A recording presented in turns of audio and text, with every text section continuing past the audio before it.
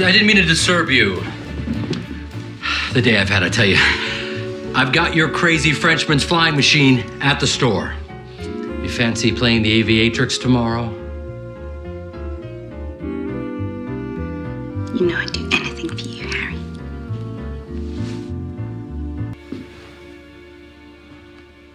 So does this mean you're taking me flying?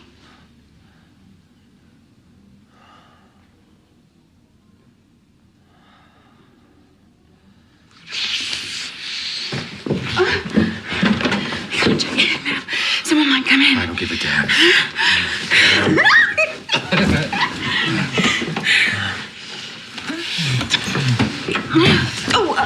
I beg your pardon? Oh, Harry, how could ya? That's him, Harry Gordon Selfridge, a true American rags-to-riches cautionary tale. This is the story of a man's meteoric rise to wealth and his catastrophic fall into financial despair, and all his scandalous life that happened in between those moments. This is the story of a man who would do anything for his wife, anything except remain faithful. A family man whose love for his children was outpaced by his reckless obsession with living the high life. A man who built a multi-million-dollar fortune in what seemed like a blink of an eye, and lost it just as quickly due to his love of gambling and, I won't say whores, but women of ill repute? Yeah, he loved them. Harry rarely turned down a woman who was offering herself to play the role of his mistress. So, ladies, hold on to your bonnets. Gentlemen, hold on to your fedoras, because this story about the rise and fall of Harry Selfridge is a tale of scandal, extravagance, and ultimate ruin. It's a wild roller coaster. So buckle up and let's get into it. Let's get into it by going back in time to 1858, where Harry Gordon Selfridge is born into poverty on January the 11th in the small town of Ripon, Wisconsin. His parents, Robert and Lois Selfridge, were originally a picture of mid-19th century American optimism. Robert Selfridge was a Union Army officer who had the appearance of a strong family man and patriot, everything that a woman would want in a husband, but that was just an idealistic veneer. Once the truth came out about him, it wouldn't take long for that veneer to crack under the weight of societal pressures. Here's the deal. Harry had two younger brothers, and while they were all very young, Harry's father, Robert, abandoned the family, leaving his mother, Lois, to raise Harry and his siblings alone. You can be sure that life in the 1860s was not easy for a woman who was abandoned by her husband. She would have been viewed as a failure and left to rear her children alone, without financial or legal support. Abandonment was scandalous. Not only would Lois have been ostracized by her community, but so would her children have been. So she came up with a lie. She told everyone who would listen that her husband was killed in the Civil War. It was far better to be a war widow than an unwanted woman with bastard children. She and her children would have been seen as a shameful laughingstock and a charity case had it not been for her clever lie about her husband's honorable death. Instead, they gained community support, and thanks to the times they were living in, no one tried to fact-check her story because it would have been an inappropriate thing to do to pry into a widow's personal life in that way. But I can't help but imagine that some eyebrows were raised in scrutiny at her story, as she clearly struggled financially in the years following her husband's quote-unquote death. I mean, where were her war widow benefits? Why was her post-war situation so bad? But his father's act of desertion didn't stop Harry. But it did shape his life profoundly, instilling in him a determination to succeed and prove his worth in a world that had, from his earliest memories, felt precarious at best. Lois Selfridge was as prepared as she could be for taking on the world after her husband left her. She was fiercely independent, resourceful, and deeply committed to her children. Her resilience left an indelible mark on young Harry. She worked tirelessly to ensure that all of her sons received an education, often making sacrifices to provide them with opportunities that seemed out of reach for a single mother in post-Civil War America. And just as things were looking optimistic for the newly single mom, tragedy struck when her second-born child, Charles, who was just 2 years younger than Harry, died. His cause of death isn't recorded, but it happened in 1869 when the boy was only 9 years old, and illnesses like diphtheria, typhoid, and scarlet fever were adding big numbers to the child mortality rate. Then, just as life started to feel stable again, deja vu came in the worst way when her youngest son, Robert, took ill and died in 1876. His life was tragically cut short at the age of 13. The Selfridge clan was now down to 2, and it was starting to feel like they just couldn't catch a break. Now, I don't claim to know the inner workings of Harry's mind, but when I think about a lot of his adulthood decisions that seemed less than smart and negligent, I can't help but wonder if losing his brothers at such a young age left him with a sense of urgency about life, like thinking that he had to make the most of the time that he had, no matter the cost. Maybe Lois was affected the same way, but her future actions would be much more cautious than Harry's. At this point, when even many strong men would have given up on life, Lois didn't. She kept going and encouraged her only living child to dream big and impressed upon Harry Selfridge the value of hard work and self-reliance. She taught him to ask, what if? Supposing if XYZ happened. These lessons would become the foundation for his future success, but they would also spark a restless ambition that would drive him to dizzying heights and eventually equally dizzying depths. Even as a boy, Harry showed signs of the relentless energy and charm that would later define him. He was quick-witted and personable, traits that made him a natural leader, but he also possessed a streak of extravagance and a yearning for the finer things in life, a byproduct of growing up in poverty and hardship. Harry's early years were a constant reminder of what he didn't have, and this instilled in him a relentless drive to achieve the wealth and status that seemed so unattainable during his childhood. Here's how he worked his way up from earning $1.50 a week to becoming a multimillionaire. Lois Selfridge had to step up and work harder than most women of her era when her husband left her. So she took a job teaching at the high school in Jackson, Michigan, where they had to move. It wasn't glamorous, but it put food on the table. As for young Harry, he didn't sit back and let his mother carry all the weight. His summers weren't for lounging and playing with school friends. They were for hustling. He was the de facto man of the house, so he worked. He picked up odd jobs to stretch their meager income. His first gig? A cash boy in a dry goods store, earning a whopping $1.50 a week. Not exactly a fortune, but it made a difference for sure. By the time he hit 14, Harry was ready to leave school behind for his first real job. He and his mom needed the money, and spending 4 years waiting on a high school diploma wasn't going to get their bills paid any sooner. He applied for a position as a junior bank clerk in Jackson, and he got the job. He was pulling in $20 a month. Still, not a lot of money. It's like earning $500 today in 2025. But it's not bad for a kid who started with nothing and had very little formal education. Little did anyone know, this humble beginning would set the stage for one of retail's greatest rags to riches stories. First, there was a quick detour. Harry thought that he would take his chance with a military career. It was too late for him to have a prestigious career in academia, so the next best choice was to graduate from the Naval Academy. That was his mother's ambition for him, and he adopted it as his own. Unluckily for them, Harry didn't meet the height requirement, and he was rejected by a naval doctor for being a quarter of an inch too short.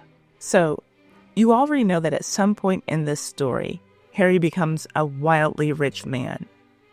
He would often go around saying that he attained his business success by a bare quarter of an inch. That's clearly a nod to this Naval Academy rejection. Because he couldn't get into the Naval Academy, he was about to carve out a path to prosperity in retail. I want to point out that this appears to be a lie. As this story progresses, you'll see that Harry was a great storyteller and salesman who knew how to get people's attention and get them excited. Well, I like to tell stories too, but I also like to research. The required height for the Naval Academy was 5 feet and 4 inches at the time that Harry went for his exam. Before that, it was 4 feet and 10 inches. Harry was 5'5", tall enough to pass the height requirement. So this too short anecdote might have been one of his tall tales that he created to add to his lore and mystique. Or maybe he spent his life lying about his actual height and he wasn't 5'5" in real life. Either way, there's a lie in there somewhere, but this is by far one of the most innocent lies he ever told. Stay with me, because in a moment we're about to get to some juicier lies, like the ones he told his wife. Lies like, "No, honey, I didn't have sex with that showgirl." Anyway, Harry's next job wasn't just a job. It was the career move that changed his life forever. At the age of 21, Harry moves to Chicago. It's 1879 and the city is a booming metropolis and brimming with opportunity. It is here that he finds his first job at Field, Leiter & Company, which later became Marshall Field's department store, a name synonymous with luxury and innovation in retail. Harry starts at the very bottom, working as a stock boy, but he quickly demonstrates a flair for understanding customers and a knack for spotting opportunities his co-workers and even his superiors overlook. Marshall Field's isn't just a department store. It is a retail empire that prides itself on customer service and quality. Harry is thriving in this environment, absorbing the lessons of retail like a sponge. Marshall Field, the man himself, is the founder, and Harry Selfridge is watching this man's every move. He's observing how Marshall Field prioritizes the customer experience, and Harry begins to develop his own ideas about what retail can be. Make no mistake, just because Harry didn't finish high school or attend university doesn't mean that he didn't get an education. He's getting his MBA by stalking Marshall Field like a hawk. Field's famous adage, "Give the lady what she wants," resonates deeply with Harry, who sees the potential to transform shopping from a transactional experience into a pleasurable and even aspirational activity. Harry's charisma and creativity quickly set him apart. He's not just a worker who's putting in hours to get a check. No, he is giving value every day that he steps through the front door at Marshall Field & Company. It doesn't take long for him to gain the trust of Marshall, who, in a very short time, gives Harry his own key to the store. Now he can enter from any door he wants. And he doesn't take this privilege lightly. He sees it as a responsibility and permission to start taking initiative. He wastes no time implementing his innovative ideas, including eye-catching window displays that are turning the storefronts into theatrical spectacles. Harry has a keen understanding that shopping is as much about emotion as it is about practicality. By creating visually stunning displays, he's not only drawing customers into the store, but also creating a sense of wonder and excitement that lingered long after the customers left. This strategy was revolutionary at the time and laid the groundwork for the modern concept of experiential retail. Another of Harry's contributions in this phase of his blossoming career is his insistence on exceptional customer service. He champions the philosophy that the customer is always right, an approach that is both empowering for shoppers and profitable for the store. This mantra not only improves customer satisfaction at Marshall Field, but is rapidly cultivating loyalty as patrons feel valued and respected. Under Harry's influence, Marshall Fields is now becoming the place where customers are treated like royalty, a concept that would later become the hallmark of Selfridge's own retail empire. But we're not there yet. That milestone will come later in his life. In the meantime, he is officially a partner in this Marshall Field outfit, and he is making more money than he ever could have dreamed of.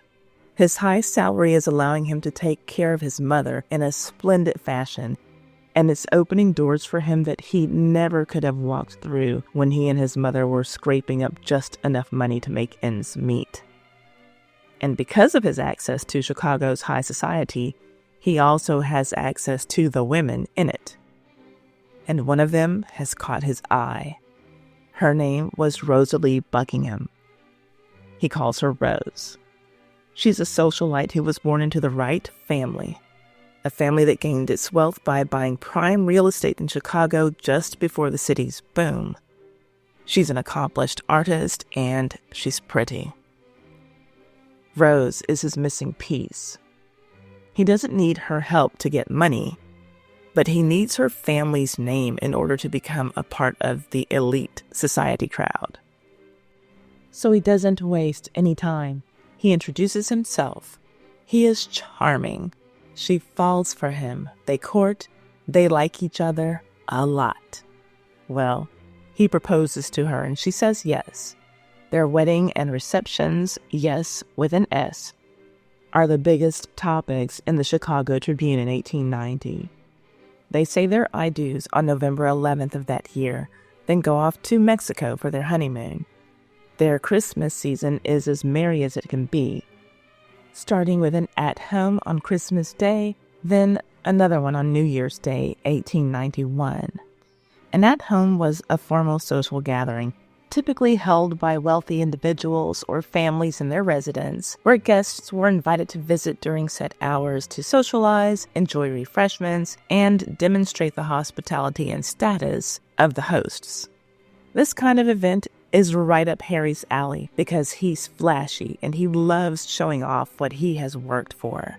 So on their New Year's Day at home, Rose Selfridge wears all of her diamonds, $30,000 worth. That's like $1 million worth of diamonds today. And I can only imagine that Harry was smiling proudly from ear to ear as their guests got a glimpse into his exquisite home with its fine furnishings and his wife decked out like a real-life princess. How could this be his life? It was a result of his hard work, that's how.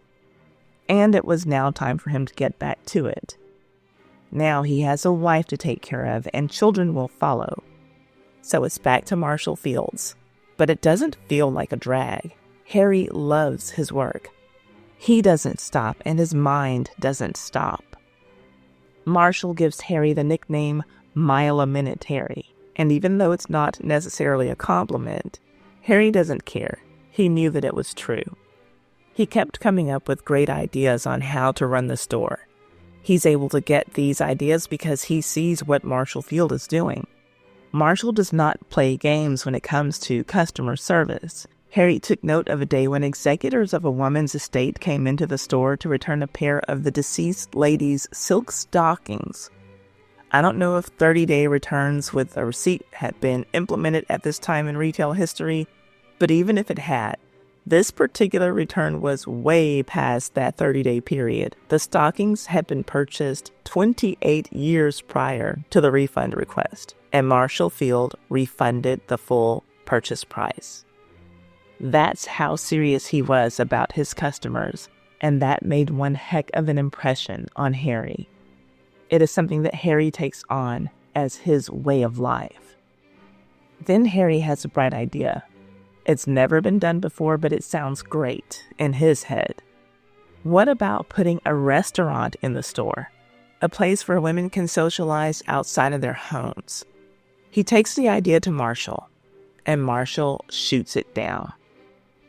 As Harry is learning what to do from Marshall, he's also learning what not to do. He doesn't want to be a carbon copy of Marshall Field. He just wants to steal his best practices. In Harry's mind, Marshall is doing everything right when it comes to his customers. But when it comes to his employees, he's got a lot of it wrong. Marshall never cracks a smile when he speaks to his employees. He rarely even pats them on the back for a job well done. Harry knows that if he ever gets the chance to run his own store, he'll be as kind to his workers as he is to his customers. As Harry is imagining his next what if, as in What if I get to own my own store and encourage my employees to excel? Marshall Field fired one of his brilliant young partners for showing too much ambition. That partner is Harry Selfridge. Though he lets Harry go, he doesn't let all of Harry's ideas go. Eventually, Marshall changes his mind on the restaurant idea, and in 1907, he opens the South Grill inside of Marshall Fields. A little after opening it, he changes the name to the Walnut Room, which gives it a classier upgrade and acknowledges its Russian walnut lumber paneling. Well, let me tell you, that restaurant was the first of its kind, the first one opened in a department store, and it's still open today. Macy's acquired Marshall Fields in 2006, and over 100 years later, the eatery is still open for business. It stands as one of many testaments to the retail business genius of Harry Selfridge. But there's no need for Harry to cry about being let go. By the time he leaves Marshall Fields, he has risen to the position of senior manager, and it's all for the best anyway. Harry is not content to remain in someone else's shadow. He has larger ambitions, and his time at Marshall Fields has given him the tools, confidence, and finances to pursue them. His next move is a big move up in terms of his career, but just a short move away from Marshall Fields' department store geographically. In 1904, Harry sells his interest in Marshall Fields for $1.5 million and buys another store just a few blocks south of Marshall Fields. The existing 12-story store is called Schlesinger and Mayer. He names it Harry G. Selfridge and Company. So yes, there was a Selfridges in Chicago before the world-famous one in London. But Harry doesn't feel so great about his decision. In his mind, Marshall Field changed his life by giving him an opportunity. And the thought of being in competition with his mentor is something that doesn't allow Harry to sleep well at night. So he closes his store almost as soon as it opens and sells it for a pretty penny. Now Harry has enough money to retire and live the high life with his wife and their children. Rose gave birth to 5 children, but only 4 survived, 3 girls and 1 boy. What's a man to do when he retires as a millionaire? He travels the world, and that's what Harry is doing in 1904 and 1905. Here's how a story in a 1906 edition of the Inter-Ocean describes what happened next. Quote, "During his travels, Mr. Selfridge visited London and there saw an unusual opportunity for a great progressive department store run on American business methods. At the time, there existed no such houses in London. Conservative shops, specializing in only particular lines, showed customers what they wanted when they asked for it, but they made no attempt to advertise or display their goods. Nor did they try to tempt people to purchase by allowing them to wander unmolested through the shops and look without obligation at the goods for sale." End quote. With this revelation before his eyes, Harry can't live the rest of his life retired. Now, Mile a Minute Harry is back, and he has an opportunity to do the business he loves, with the added benefit of being far, far away from his mentor. And it's a wrap. His mind is made up, and in 1906, he moves to London with a vision to create a revolutionary department store. His first years in London are not easy. Though there are no language barriers, he struggles with cultural barriers. Harry's norm is working every day, all throughout the day. Everyday people and successful businessmen in London are different and value rest in a way that Harry doesn't understand. So, after he raises the money that he needs to start construction on this great new store, it looks like he might have trouble hiring people to work in it when he dismisses the tradition of their afternoon tea. Once he realizes that no tea means no employees, he sees the light and allows tea and even welcomes tea. And now he can start filling positions at his grand Oxford Street shop. Then it finally happens. On March 15th, 1909, Selfridges opens its doors for business. And not to go too far back in history, but I know that I can't be the only one who hears March 15th and thinks the Ides of March, the date on which Julius Caesar was assassinated, a date that was further immortalized by the somewhat known English writer William Shakespeare. This is a date that is forever associated with misfortune, doom, and gloom. I wonder if any of Harry's English business associates warned him about this grand opening date. Doom and gloom are on the way, but right now is the groundbreaking opening of this totally new shopping experience for Edwardian Londoners, and everyone is having a good time. Everyone except for Harry's competitors, that is, but we'll get to them later. Selfridges is more than a department store. Harry has given London a shopping resort that is housed in a palace.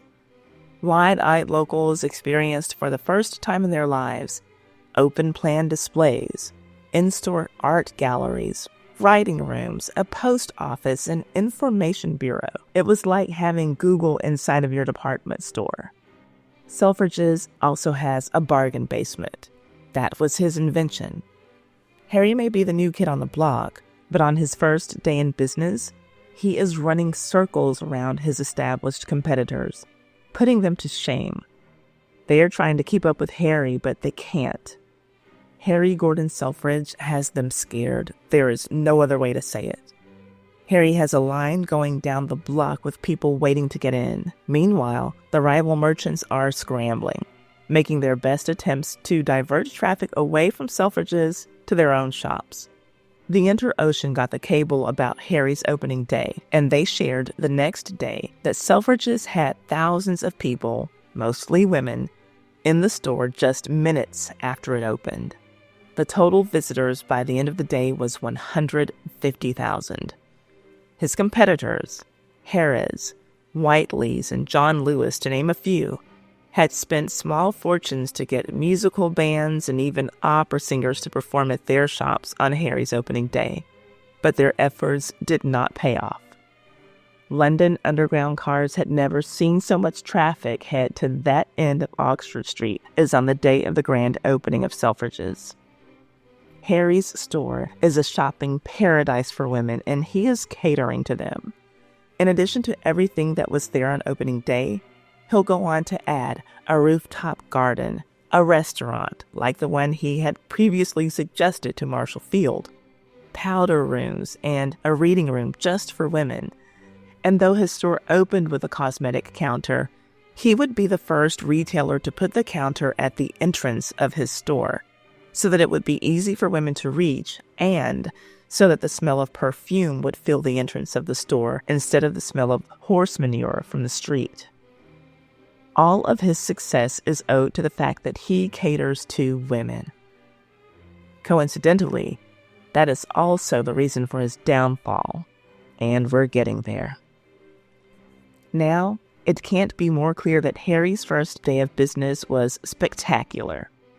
But I promised you that we were in for a roller coaster ride, and here's where it really begins. While things on the business front are on the way up, things on the marital front are on the way down, and it's all Harry's fault.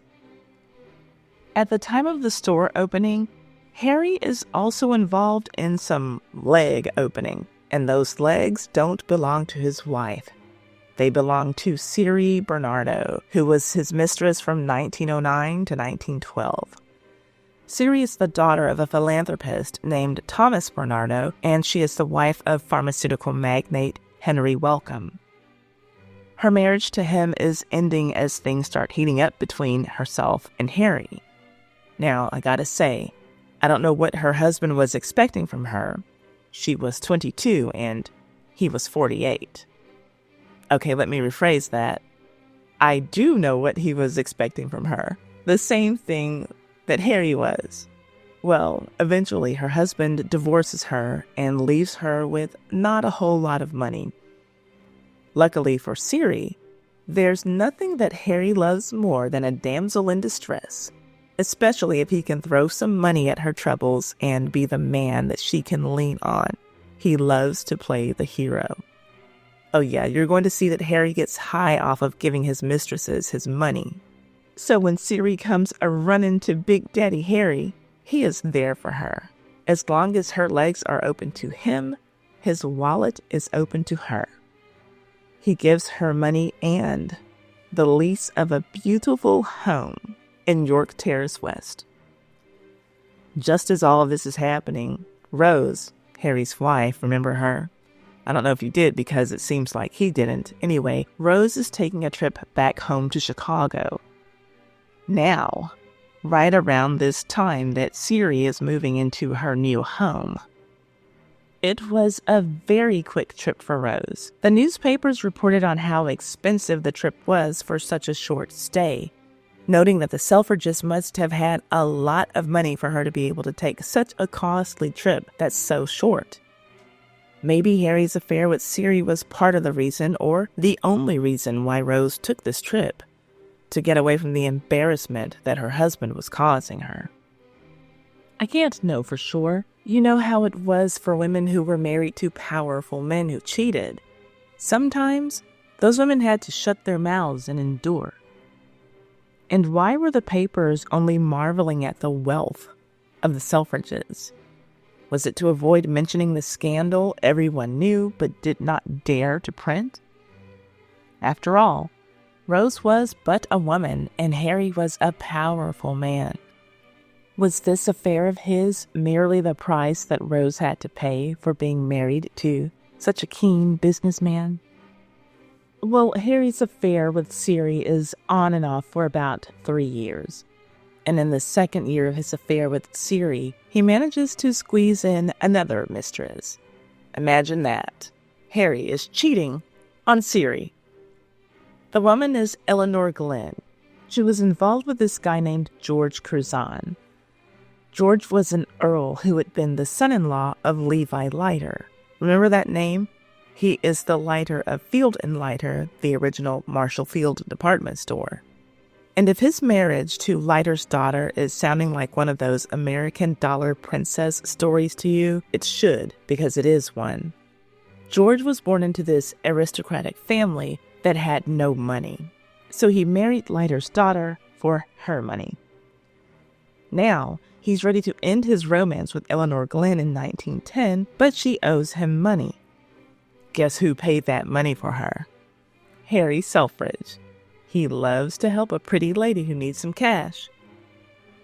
Their affair doesn't last long, but maybe it was fun. I did find this news story that shows that they traveled on the RMS Olympic on the same voyage. The Olympic is one of Titanic's sister ships. The Vanderbilts were on this trip as well. You can see that Harry's and Eleanor's names aren't together, so I can't say for sure that they shared a cabin and got inappropriate, but I can't say that they didn't, and I wouldn't put anything past Harry. But that's enough of Eleanor. We gotta get back to Siri. As things are starting to cool off with her, Harry slowly shuts off his funds, but opens some doors for her, giving her contacts to start her interior design business. By the time he's completely done with Siri, she has moved on to 2 more men, one of whom she married. And now Harry is cheating on his wife and his mistress again.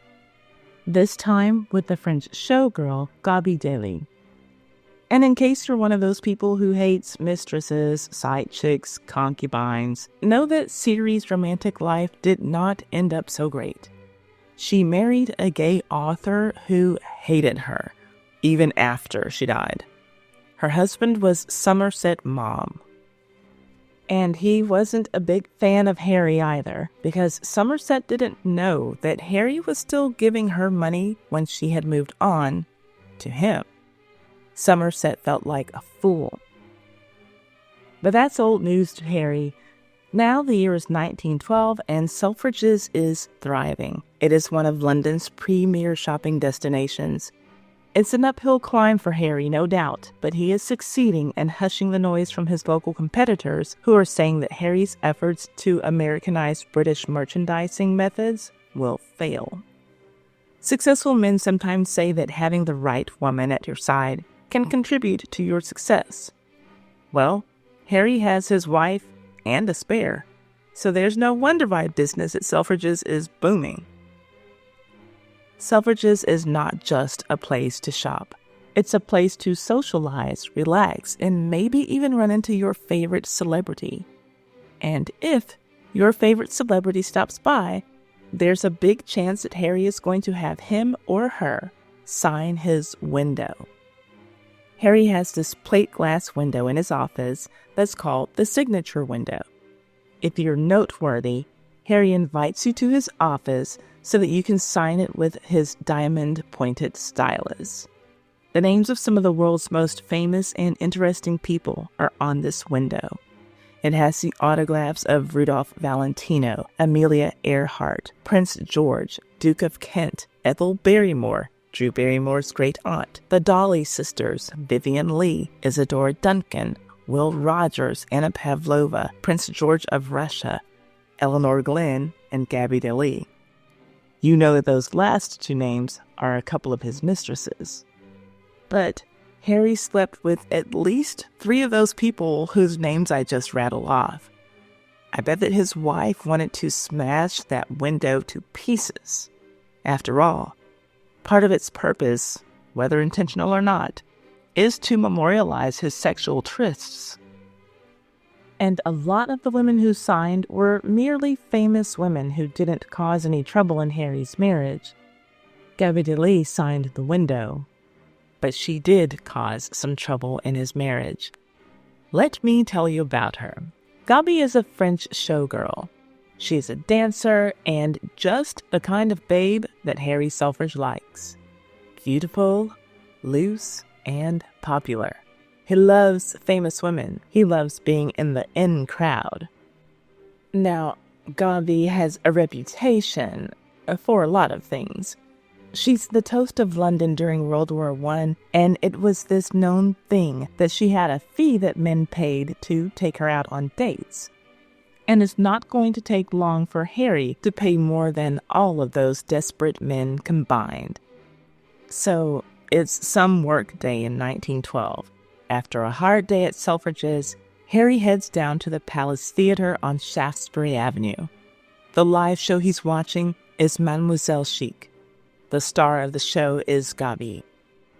Most of her reviews say that she doesn't have a lot of talent, but Harry thinks that she's great. In this particular show, she strips down to her underwear. Harry is blown away. Damn what those critics think. This girl has got it.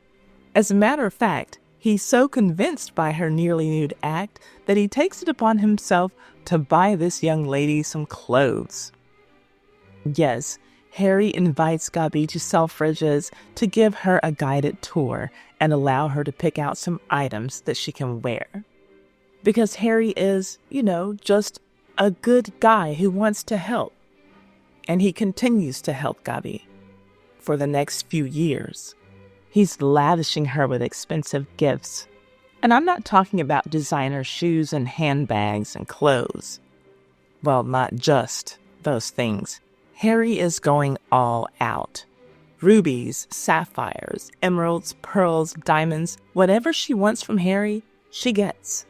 Meanwhile, Rose is at home, turning a blind eye, but there's only so many times that she can turn her head till she can't help but see. Harry is obsessed with Gaby, and he's being very public and very sloppy about his open affection towards her. He's out with Gaby in public, spending nights at her shows, leaving Rose and their 4 children without a husband and father for days at a time.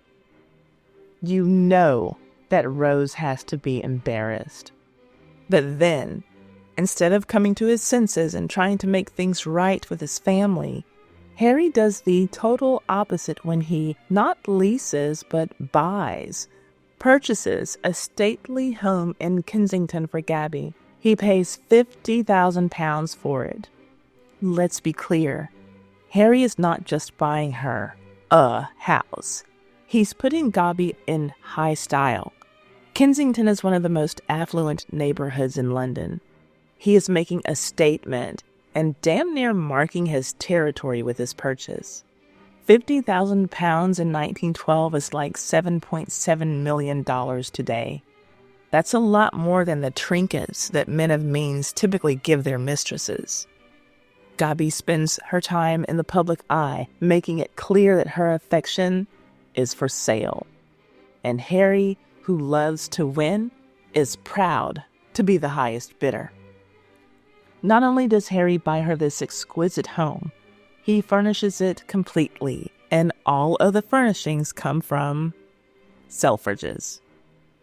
And his trucks have his company logo, so again, I can't state enough just how public and sloppy this whole situation was.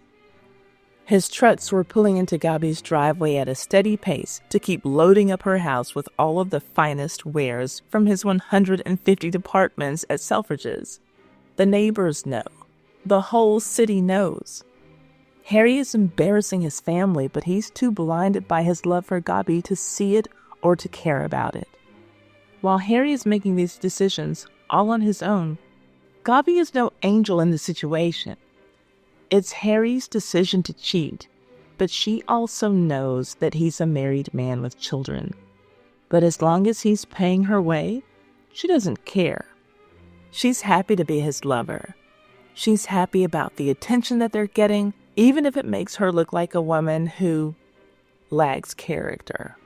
And for Harry, the money is pouring in left, right, and center from Selfridges. So he just wants to be the good guy and share with the woman he loves. His generosity knows no bounds. Neither does Rose's frustration and embarrassment.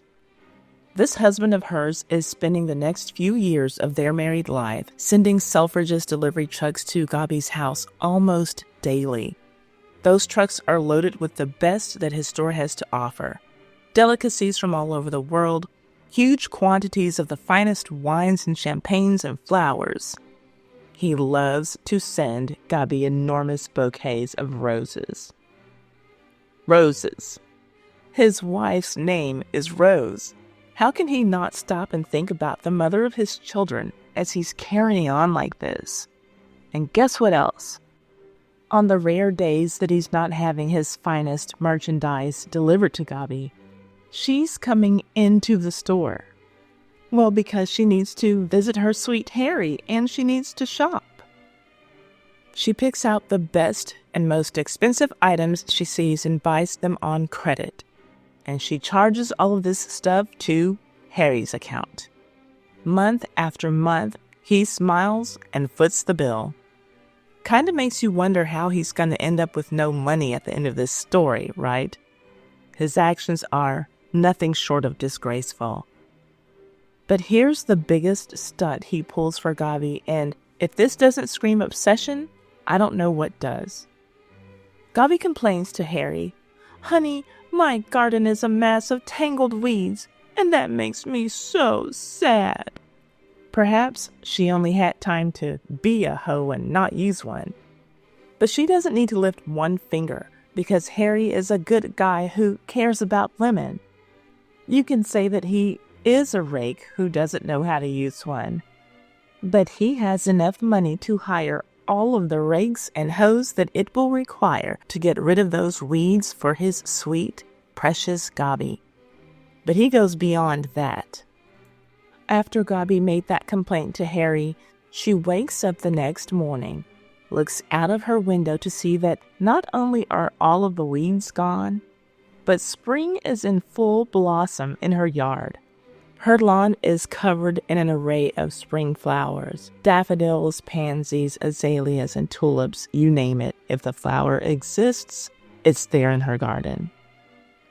Harry created a springtime miracle that happened in the dead of the night thanks to his floral department and the overtime that he paid them. So, one more point for Big Daddy Harry, I guess. But when it comes to Gaby and the rest of his mistresses, he is playing the short game, and he's playing to lose. Harry's feeling like the big man at the moment. He's feeling confident about getting next to the women that men can only dream of. And I'm sure that the steamy sex with these women is another big plus for him too. But with each affair and with each grand gesture for these women who are not his wife, he is chipping away at his own reputation and putting his family in a very vulnerable position. So yeah, he gets to be seen as a certified playboy, but Londoners fell in love with him because he was a family man who just happened to be great at his business. Now they're starting to see him as a great shop owner who is indulgent and reckless when it comes to his marriage. His critics, who counted him as a failure even before his grand opening, are now using his actions to bolster their original arguments about him. His public affairs and the visible trail of Selfridge's branded delivery trucks outside of Gaby's home are proof to his rivals that Harry's personal indiscretions are making his place of business bad for the city. So now Harrods and Whiteleys are taking subtle shots at Dirty Harry, advertising their own stores as respectable, without saying, because who wants to spend their money with a dirty adulterer? Crikey. And poor Rose, who at this time is facing immense social pressure and scrutiny. Victorian and Edwardian ideals of marriage were rigid, placing the burden of maintaining a family's dignity on the woman, even if her husband was the one who strayed.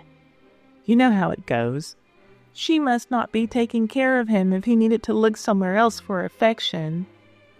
There's not much for her to do but suffer in quiet dignity. Even divorce is likely not an option because divorcing a man as powerful as Harry is going to cause yet another scandal. And that's something that Rose simply cannot handle. Harry's self-centeredness is shining through. When you think of the fact that part of Rose's appeal to him was her high society family name, and that with each affair he has, he's just dragging her family name and his own through the mud. Harry's inability to control his impulses is eroding their marriage. But right now, all that he can see is Gaby. Well, that's until he sees Gabrielle Ray. Yep, he's already got his eyes on his next tart. But before I get to her, just in case you think that Gaby deserves some karmic retribution for her part in Harry's extramarital affair, here's what happened to her. She died. Not right away, but a few years after the end of her relationship with Harry. Gaby contracted Spanish influenza. She underwent several surgeries for a throat infection, but passed away on February 11th, 1920. The kicker is that she likely could have survived, but this woman, who lived off of her beauty her whole life, demanded that her surgeons not cut her in a way that would leave any scars, especially on her neck. After her death, Gaby and Harry appeared on the same news pages 2 more times. Once on Valentine's Day 1920, when Harry is in the news for having an explorer's boat on display at Selfridge's. Gaby's last will and testament is the talk that day. Then, a few days later on the 18th, Harry makes the news because he's leasing Lansdowne House, the residence of Lord Lansdowne, and it is a grand mansion. Gaby makes the news because her bedstead was sold. Most likely, it was one of Harry's many purchases for her. It was gilded, painted in gold, and snatched a price of the equivalent of $25,000 today. This short news brief gives us another glimpse into Harry's out-of-control spending. When all was said and done, the contents of Gaby's house raised as much as Harry had paid for the house. Let's get back to Gabrielle Ray. I'm sure that you won't be surprised to learn that this new girlfriend of his was a dancer and an actress who was widely known for her beauty. She's another one of many who are just his type. And it's more of the same story. He spends a little less money and less time with this one, but the public humiliation that Rose endures is just the same. Harry quickly moves on from Gabrielle to the next one, and of course, just like the mistresses that came before her, she knew that Harry was a married man. So if you believe that cheaters get what's coming to them in the end, you might not be surprised to learn that Gabrielle got married and then her husband cheated on her. And she didn't take it well at all. She begged him to come back to her, and when he refused, she fell into a deep depression and turned to alcohol to help her cope. Gabrielle spent the last 37 years of her life in a mental institution. Harry moves on to the next girl, but in between affairs, he finds a little time to be a businessman. This whole while, business is booming as his mottos, business as usual and meet me at Selfridge's, are catching on in London. And he even finds time to do the family thing for a moment when he returns, with his wife, to Chicago for Rosalie's debutante ball. Rosalie is their oldest daughter, and she is named after her mother. The family's trip to Chicago is a short one, and now, with that pesky family business out of the way, Harry can focus his attention on his next lover. A dancer, but a different kind of dancer. This one's not a showgirl, but she's still the toast of the town. She's the Russian prima ballerina, Anna Pavlova. At the time that Harry takes an interest in her, she's practically world famous. No surprises there. Harry likes what other people like. He wants the women who other men want. But those other men don't own a world-famous store like Harry does. So when Anna comes to town and Harry meets her after a private performance, it's quite easy for our charming Harry to invite her to his store. And you know what comes next. Trunks full of expensive presents for Anna, days of degradation for Rose, and lots of content for public gossip in the city. But Harry can say that their relationship is strictly business because by this time, he has developed a reputation for promoting the arts at his store. I can't help but wonder if Harry's interest in dance was genuine or just an excuse to get pretty dancers into his store to see him. Perhaps it was a bit of both. And yes, Anna knew that Harry was married. He was just as famous as she was. And I don't know if you want to call this karma or not, but I can say that her death had a strange similarity to Gaby's. Remember that she didn't want to be cut because she didn't want to lose her beauty? Well, Anna got sick with pneumonia and needed an operation. Doctors told her that she wouldn't be able to dance after the surgery. She's quoted as replying to the doctors, "If I can't dance, I'd rather be dead." Now, remember those names of people who signed the signature window? I told you that a few of the additional names belonged to Harry Splings. Anna Pavlova is in that number. There's a 50-50 chance on whether Anna's manager approved of the time she spent with Harry. Her manager was Solomon Hurock, and he was either very angry with Harry for sleeping with two of the talents on his roster, or he may have introduced Harry to the ladies because Harry's next girlfriend is also one of his clients. She is the mother of modern dance. She is Isadora Duncan. Harry actually met her before he owned his great store. He met her in Chicago when he was working at Marshall Field's. Isadora was in the early stages of her career. Her mother was taking her from one theater to the next to auditions in the hopes of booking steady work. When a music hall manager expressed his interest in giving her a shot, Isadora needed the right costume to make a good impression, but she and her mother were down to their last dollars. Well, they walked into Marshall Field's and explained their predicament to a young Harry Selfridge, who ended up letting them buy everything that Isadora needed on store credit, and she was able to book her job. Fast forward to the 1910s, and she meets the older, married Harry Selfridge in London. He gets to see her perform, and there is a lot less to her costumes now. Harry is loving the lack of material she's wearing. I think that by now, you get the pattern. He rolls out the red carpet for her, gives her the full celebrity treatment at his store, buys her a lot of nice things, makes a spectacle of his relationship with her, and of course, he has to get Isidore to sign his autograph window. Rose is somewhere in the background, getting more and more fed up with her husband's antics, but she won't have to worry about Isidore for too long. Thankfully for Rose, Harry is ready to give up dancers, but not mistresses. His attention turns to a socialite next, Lady Victoria Sackville West. As for Isadora, she went on to live a life that was beyond sad. She had 3 children, 2 who died very young when their nanny took them out for a ride and accidentally drove the car into the Seine River. A few years later, Isadora had another child who died shortly after birth.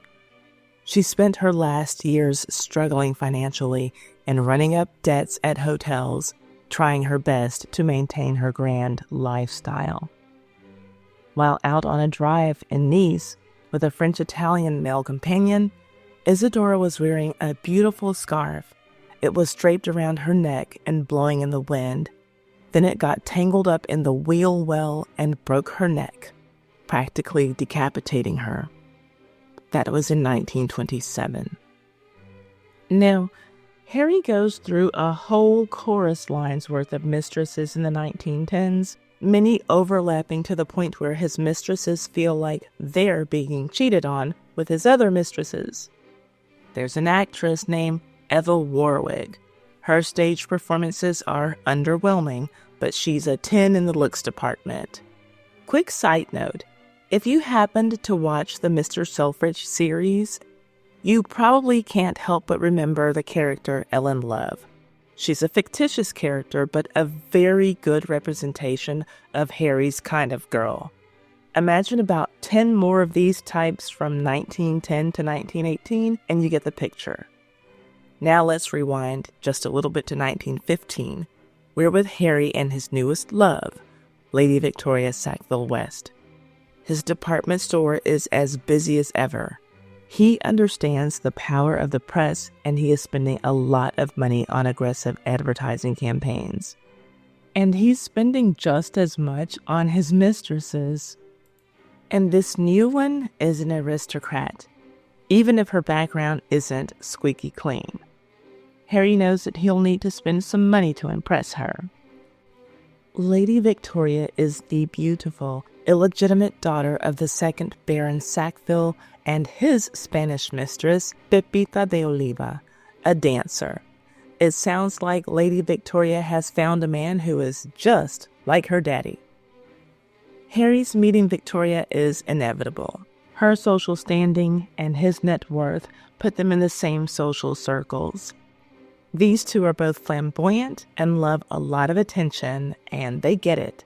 And you already know, that's good for Harry's ego, but bad for his business and his family. Well, Victoria loves luxurious things, and Harry loves giving luxurious things. They would be a perfect match if he didn't have a wife and children at home. But that hasn't stopped Harry so far, and it's not stopping him now. Actually, this affair is slightly less scandalous because Victoria is a proper aristocratic lady and not some naked showgirl. Yeah, so this affair is classy. But that doesn't make the relationship any less gossip-worthy. People continue to talk, and Harry continues to cheat. Eventually, Lady Victoria comes to her senses and marries her cousin. I know that sounds weird, but don't worry. It's her first cousin, so everything's okay. And this move makes her the lady of one of England's grandest estates, Knole House. And wouldn't you know it, her husband is a cheater. He has affair after affair after affair. And he's even more open about his mistresses than Harry. And Lady Victoria is not made of the tough stuff that Rose Selfridge is. She's not built for this. She's begging him to stop, and he won't. He's bringing his mistresses home and having his way with them right in front of her.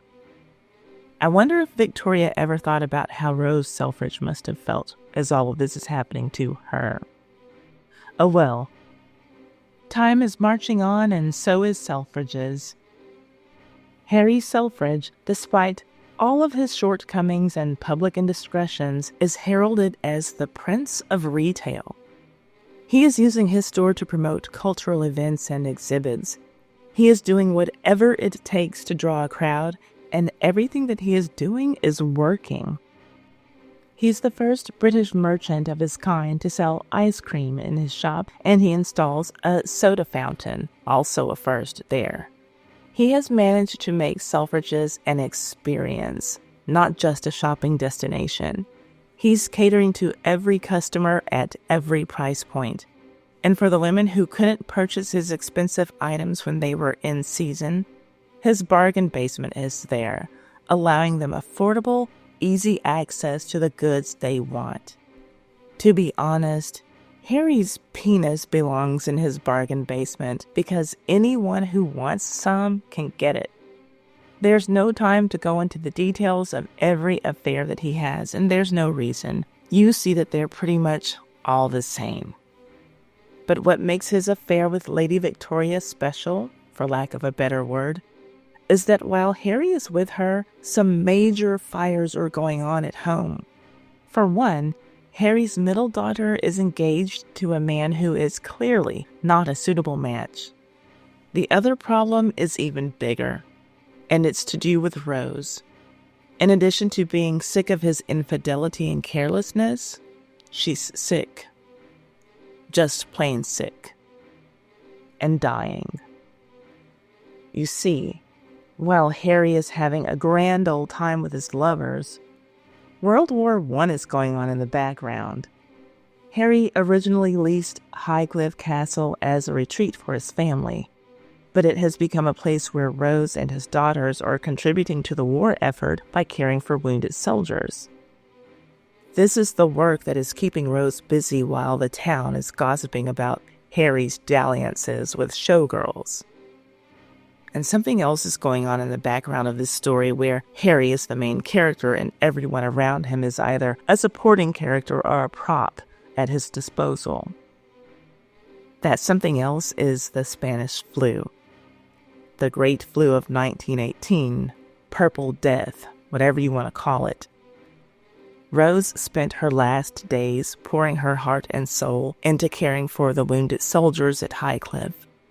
News sources even reported that she overworked herself, and it's in this period that she is exposed to the Spanish flu. Her health declined rapidly. Then she, like many of the millions who had contracted this fatal illness, also developed pneumonia as a complication of the flu, and she died from it. Maybe if Harry had known that Rose was going to die so soon, he would not have had the sexual affair with Lady Victoria. Maybe he would have penciled those months in his schedule for Rose and Rose alone. But that may have been too hard for him. If there is a silver lining to her death, it's that her sickness didn't last long. She passed away only days after getting sick. Harry will no longer be able to embarrass her. He goes on to tell the press that this is one of the greatest blows of his life. So what does this mean for Harry? That he'll straighten up and fly right? That he'll cherish the time he has left with his children and mother and be a stand-up figure for them? He changes his actions, but for the worse. Harry is about to get downright reckless with his behavior. He'll go on to live his life embarrassing Rose's legacy, and their children, and himself, and his business. I mean, he says that he's devastated by her death, and he really is, but not enough to truly change his ways. Family becomes more important to him in his grieving process, but in a way that seems selfish. He becomes closer to his daughters and his mother now, but it's because he's relying on them for emotional support. Even his financial recklessness, which is already out of control, is getting ready to escalate in the wake of his wife's passing. Maybe that's the other silver lining to Rose's passing. Her death, untimely as it was, may have spared her from witnessing the complete collapse of Harry's finances and reputation in his later years. Because I have to be clear with you, that's where this story is heading. It's such a sad ending for Rose, who likely had high hopes for her marriage when she and Harry were young lovers in Chicago. But then she moves to London, betting everything on Harry and supporting his big dream. His department store where his number one goal is to cater to women. And he does it so well. He built his empire catering to women, but didn't do the same for the woman he vowed to cherish in holy matrimony. Instead of getting the treatment that Harry would gladly give a female customer who wants to buy a coat, Rose lived through years of being neglected by her husband. While Harry's mistresses came and went, Rose bore the brunt of his betrayals, steadfastly preserving her family's dignity amid the storm of scandal. Everything that he had touched and created was tainted, right down to his autograph window. That same window that memorialized Harry's brilliance as a businessman also became an unintentional ledger of his indiscretions. Names etched in glass like chapters in a scandalous novel. I wonder how Rose felt seeing it when she would visit the store on the days that he needed to display his family man persona. The emotional toll of living in Harry's orbit was a price that all of the women connected to him had to pay. They were left to grapple with the emotional wreckage of their lives while he moved on seemingly unscathed. And when I say that this was the case for all of the women in Harry's life, that's what I mean. Even his own daughters couldn't outrun the reputational damage caused by their father. Their own marriages mirrored traces of the union between their father and mother.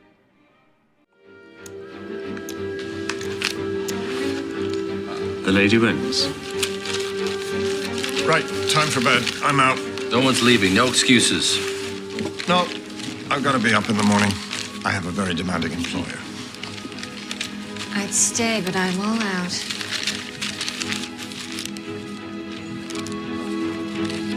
The Dollys win, you lose. The Dollys lose, you also lose.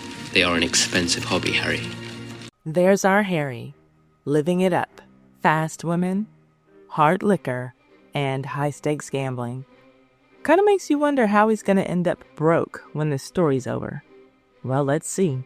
It's 1918. Harry's wife has died, but his mother, Lois, is still alive. And she's still with Harry. As a matter of fact, his whole life they have lived together. They have always depended on each other, and now, with his wife gone, dead, he needs his mother more than ever. She's his shoulder to lean on when he needs to cry about grieving the loss of a wife he neglected.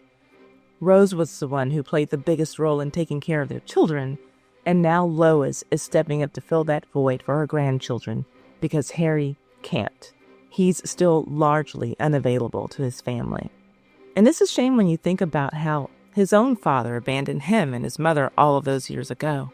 Harry likely thinks that he's a much better man than his father, and in some ways he is. He is, at least, physically present and a provider for his family. A darn good provider. But he's more like his father than he would ever want to admit in almost every other way. I mean, he shares the same living space with his children and his wife when she was alive, but he didn't come home every night. In many ways, his wife was a single mother. But now she's gone. That was in May of 1918 that Harry had to make arrangements for Rose's funeral. Then, just a couple of months later, it's July of the same year, and Harry has to make some more arrangements. But this time, it's for what should be a happy occasion. It's Rosalie's wedding. That's right. His eldest daughter is getting married, and not just to any old bloke. She's hooked a prince. Her fiancé is the Russian Prince Sergei Bolotov. The July 25, 1918 edition of the Chicago Tribune refers to him as an aviator, soldier, businessman, innovator. The same article mentions that he has the distinction of being the first Russian to build an airplane and fly in it. At the time of their engagement, Rosalie Selfridge is 24 and Sergei is 28. They have been courting for 4 years, which means that Rose, Harry's wife, got to know him in the years before her death. She wrote to her sister, who still lived in Chicago, about him. She said that he had a certain amount of charm, but she also noted that he had, quote, the most peculiar manners I've ever encountered. Not exactly a glowing endorsement. Now look, this guy was a giant red flag. And if Harry hadn't been so wrapped up in his own mistresses, he might have been able to warn his oldest daughter that Sergei was a fraud who was after her for the Selfridge name and the connection to her father's fortune. So here's the thing about him. He spent a good part of his marriage to Rosalie chasing down this Russian title. He even started referring to himself as Prince Vyazemsky in an effort to elevate his social standing. But the truth was that there was no legitimate historical recording linking him to the actual house of Vyazemsky, the old Russian noble family. But his ties to Harry Selfridge allowed him to keep up this charade for years. You can imagine that the people in Harry's social circles thought that there was no way that Harry wouldn't do his due diligence and fully vet the man his daughter was going to marry. And there was something else that was helping Sergei to pull off the self-appointed royalty stunt, another historical event, the Bolshevik Revolution. This was a period of political change in Russia that started in 1917, in which Russia abolished its monarchy and many of its aristocrats fled. And a lot of Russians fraudulently adopted royal titles once they got settled in other European countries. That's what Sergei did. And everyone just went along with it. So that meant that Rosalie was a princess. They had a daughter. She was a princess too, because Sergei was a prince, which we know he wasn't. But he was an aviation enthusiast and a complete failure as an aviation engineer. So he decided to be a good little son-in-law so that he could remain attached to Harry Selfridge's money. And Harry still has lots of money at this time, because he's sticking to his motto, business as usual. And that's what it was at his store. Come rain or shine, celebration or tragedy, Harry's going to have the doors of Selfridge's open. And that even means throughout World War I. Even after the store was damaged in a German Zeppelin bombing raid, Harry refused to close. He's a master of publicity, and he knows that keeping the store open is a symbol of defiance. And that only makes the Londoners love him even more. And Harry loves to be loved. As the locals continue to pour into Selfridge's, enjoying this place where they can shop, gather, and have a sense of normalcy despite the war, Harry's revenue increases, and he's spending his money almost as quickly as he earns it. But now, things are starting to get risky because Harry is mixing his personal finances with the store's money, and these expenses have very little to do with the store. He's throwing lavish parties and he's gambling. He really enjoys gambling. His store's books are a mess because, in his mind, all of the money is his. So when he wants to play poker and he doesn't have enough of his own money to do it, he simply takes money from the store to do it. Most nights, he wins. That means that some nights, he loses. And when he loses more than he can personally cover, he makes up for it by taking money from the store. And then there's his never-ending parade of mistresses. After Rose's death, Harry fully embraced his freedom to pursue women openly, while in the past, he had at least attempted to be somewhat discreet about his affairs, out of respect for his wife. Now there was no need for such pretense. These weren't affairs anymore. The women in Harry's life became more visible, more expensive, and more numerous. In 1921, he's mixing funds for a joyous occasion, another wedding. This time, it's his middle daughter, Violette. The Chicago Tribune announced on May 4th, 1921, Violette Selfridge to wed in laces of Marie Antoinette. The wedding wasn't going to be cheap. It was held at the Brompton Oratory, which is now called the London Oratory. It's this beautiful Roman Catholic church that could easily hold their 1,200 guests. After the ceremony, Harry hosted a reception for 600 at his home, the Lansdowne House. Now, this part is neither here nor there, but I think it's interesting. Violette's white satin gown was accompanied by laces that had once been owned and worn by Marie Antoinette. Harry didn't have to pay for those. You see, Violette was also marrying an aviator with a title. Only his title was real. He was the Viscount Jacques-Jean de Cibourg, and those laces had been passed down for generations in his family because he was the real deal. He truly came from a wealthy, aristocratic family, and by the time he met Violette, they still had their titles, but their money was gone. Violette was a target, an unsuspecting American dollar princess. After their honeymoon in Italy, the newlyweds moved in with Harry. Both of Harry's daughters had married men who were aviation enthusiasts, but neither one of the girls' husbands had the brilliant business acumen of their father. So Harry was supporting both of his daughters and their husbands. And this is where we see a startling trend. Harry's daughters were following their father's example in their own way. They were choosing men who had all of the flash and social standing, but none of the financial stability. The apple, as they say, doesn't fall far from the tree. As for Harry, he's still spending like there's no tomorrow. That disciplined young man who rose his way to the top at Marshall Fields was long gone. In his place stood a man who believed his golden touch would never fail him. A dangerous illusion for anyone, but catastrophic for someone with Harry's appetite for extravagance. To give credit where it's due, Harry was still displaying flashes of the innovative business genius that had made him famous. The Associated Press reported in October 1922 that Harry was experimenting with the latest technology. Lipton talks to London by radio. Sir Thomas Lipton, the famous yachtsman, had spoken to London by radio, and Harry Gordon Selfridge confirmed receiving the message from a local department store broadcasting station. Harry was embracing radio just as it was becoming mainstream, always ahead of the curve in retail.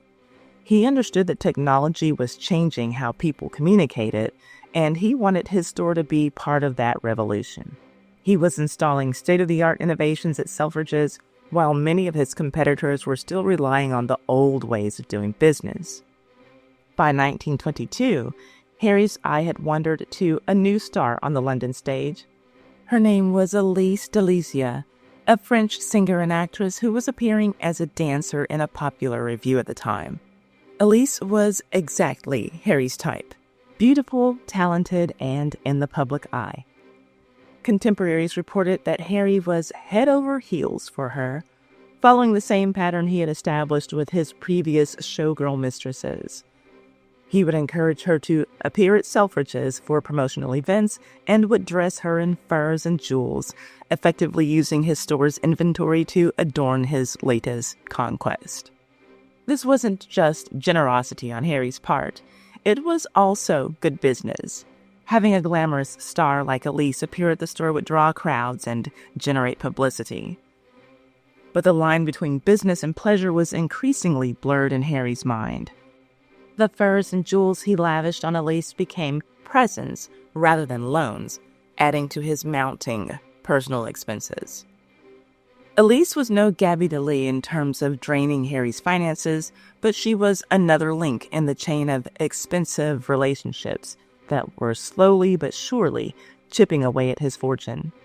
And like his affairs had been in the past, This relationship was conducted openly, with little regard for public opinion or the potential damage to his reputation. At least this time around, there was no wife around for him to embarrass. But even as his business sense remained sharp, his personal life was about to take another hit, one that would remove the last guardrail preventing his complete self-destruction. In 1923, Harry's mother, Lois, was photographed holding her great-grandson, Violette's child. She managed one last trip to Chicago with Harry's youngest daughter, Beatrice. The photo, published in newspapers, showed an elderly but dignified woman, still the pillar of the Selfridge family after all of these years. But the following year brought devastating news. The Chicago Daily Tribune reported on February 26, 1924, Mrs. Selfridge dies in London, her son cables. Lois Selfridge, mother of Harry Gordon Selfridge, had died at her son's home in London. She was 90 years old. The article noted that she had a wonderful and beautiful death, according to Harry's cable. She had lived a long life and had no fear of death. Harry was quoted as saying, "She was glad to get home to her family, and she talked cheerfully to us before the end." There he was again, putting on a show for the press and the cameras. But the truth was that he was falling apart on the inside.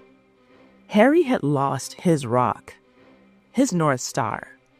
Ever since his father left and his brothers died, there was always Harry and his mother. The Pantograph of September 25, 1924, published Harry's tribute to his mother. Selfridge gives his mother all the credit. In it, Harry stated, "It all happened because I had a good mother and I believed in her. In my small hometown, my mother used to tell me stories. We were not blessed with too much of the world's goods, but my mother devoted herself to bringing me up properly, and one of the things she taught me in those early days of struggle was the meaning of supposing." He recalled how she would say, "Supposing, Harry, you were the man who had worked his way up and made a fortune. Let's suppose how you would live." And we know that this exercise in imagination shaped his aspirations and dreams. He credited these early lessons for his success, saying, "Sometimes it would be one thing, sometimes another, but it always was supposing what might await me in the years to come." Harry's mother had been his constant companion and moral compass throughout his life. She watched him go from earning $1.50 a week as a cash boy to becoming one of the world's most successful retailers. She'd seen him through poverty, success, scandal, and war. Actually, they had done that for each other, and now, without her steadying influence, Harry's worst tendencies would begin to flourish unchecked. You can trace a direct line from Lois Selfridge's death to Harry's accelerated spending and increasingly reckless behavior. She had been the one person who could tell Harry no, the one voice he respected enough to occasionally heed. Without her gentle but firm guidance, there was no one left to curb his excesses, no one whose disapproval he feared. His daughters tried, as did some of his closest business associates, but their concerns fell on deaf ears. Harry was now completely unfettered, a man with enormous wealth and appetites, but without any internal restraints. His name was Selfridge, not self-control. And this loss in 1924 couldn't have come at a worse time, because the following year would bring something even more dangerous to Harry's door. Or rather, two somethings. Before we get to the duo that would ultimately destroy Harry's finances, there's another name that occasionally surfaces in accounts of his romantic life: Edwina Mountbatten, Countess Mountbatten of Burma. While their relationship remains somewhat speculative and is often just mentioned as a rumor in historical accounts, the connection between Harry and Edwina adds another layer of intrigue to his already colorful romantic history. Edwina was no ordinary socialite. As the daughter of Wilfred William Ashley, later first Baron Mount Temple, and Amalia Mary Maud Cassell. She was England's richest heiress. Her maternal grandfather was the extremely wealthy financier Sir Ernest Cassell, who left her the bulk of his fortune when she was just 21 years old. In 1922, she married Lord Louis Mountbatten, a great-grandson of Queen Victoria and uncle to Prince Philip, who would later marry the future Queen of Elizabeth II. Despite her marriage, Edwina was known for her independent lifestyle and rumored to have had numerous affairs. For Harry, a connection with Edwina would have represented the ultimate social coup.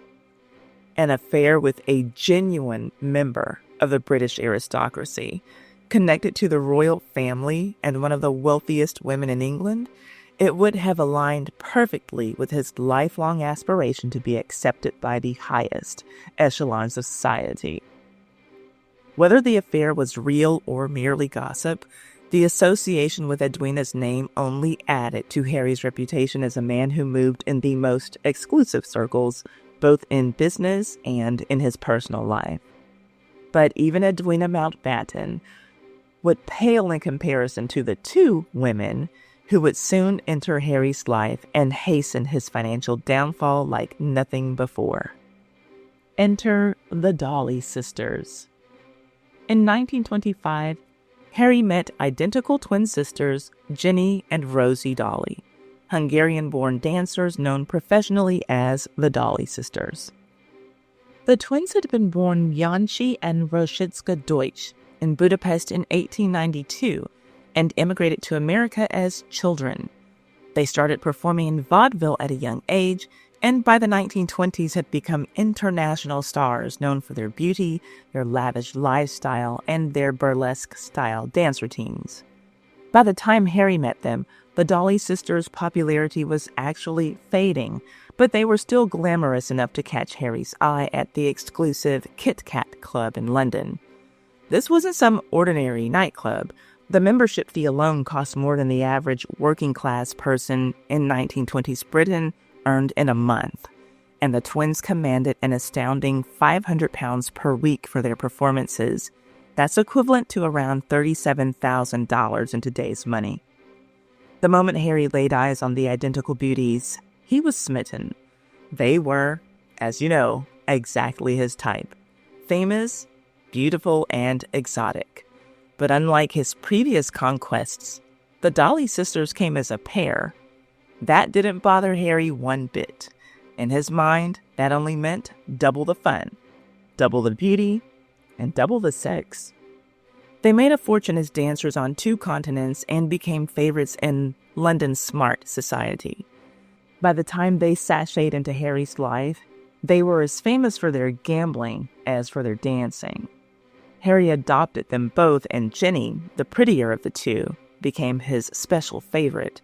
But both sisters would become fixtures in his life while he was in his midlife crisis phase of late-night partying on the French Riviera. Let's be clear, the Dolly sisters weren't just showgirls. They were celebrities who moved in the highest social circles. They had dated royalty, millionaires, and film stars. They wore the latest fashions, dripped with jewels, and lived a lifestyle that made even Harry's extravagant habits seem modest by comparison. And they had expensive taste. Very expensive taste. Harry wasted no time in pursuing Jenny. She was 33 years old, and though he was in his late 60s, the age difference didn't matter. It never does to the older person in these types of relationships, does it? He became completely infatuated with her, showering her with expensive gifts and taking her, often with Rosie in tow, to the finest restaurants, theaters, parties, and hotels in London. The relationship with the twins gave Harry a new burst of energy.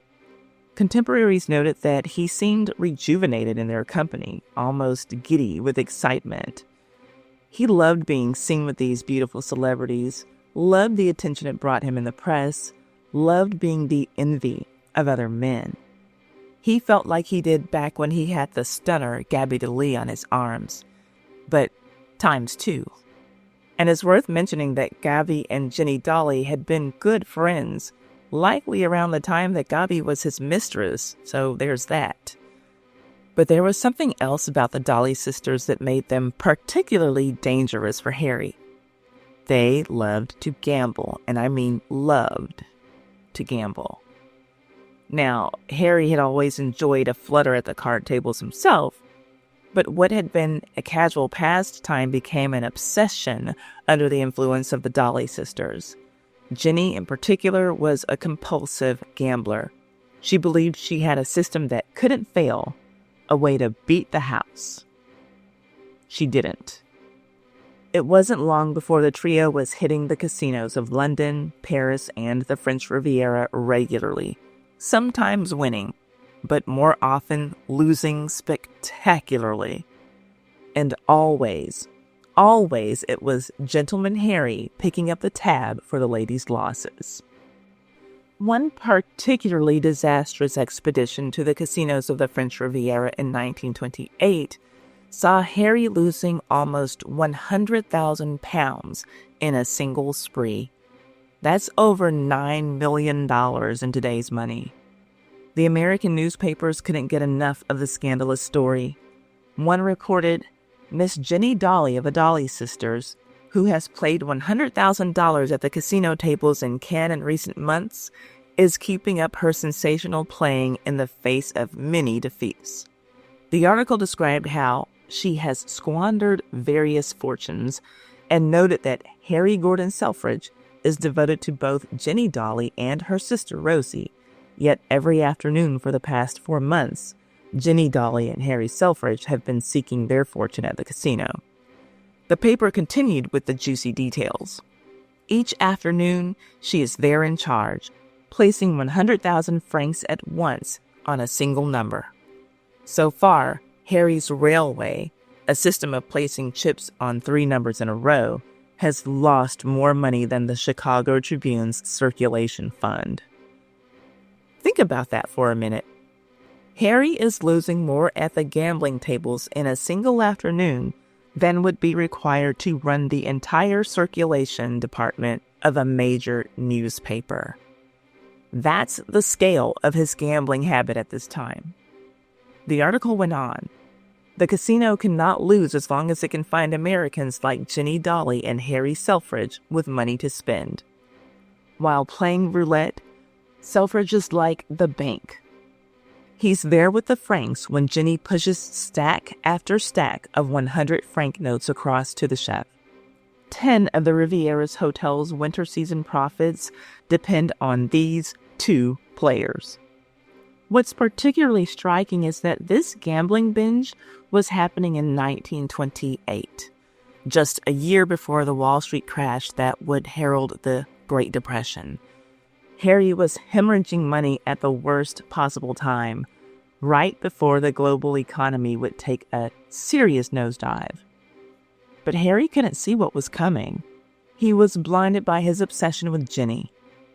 He proposed marriage to her multiple times and showered her with extravagant presents, including a diamond bracelet valued at 50,000 pounds. That's over $3 million in today's money. When Jenny wasn't gambling, she was shopping, and Harry was only too happy to foot the bill. Like Gaby before her, she had an open account at Selfridge's and would regularly sweep through the store, selecting the most expensive items without a second thought. Harry's infatuation with Jenny knew no bounds. When she expressed an interest in a particular property, Harry bought it for her. When she mentioned she'd like a new car, a gleaming luxury model would appear outside her door the next day. When she lost hundreds of thousands at the casino, Harry would quietly settle the debt. Meanwhile, in his public life, Harry maintained the appearance of the successful businessman and socialite. In July 1927, the Chicago Tribune reported on one of his lavish social events.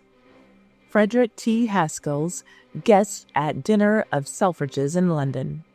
The article mentioned a dinner party given last month at Lansdowne House by Harry Gordon Selfridge and his daughter, Princess Wyazemski, who was Rosalie. The guest list read like a who's who of European aristocracy. Countess this, lady that. These dinner parties cost a fortune, but Harry considers them essential to maintaining his social position.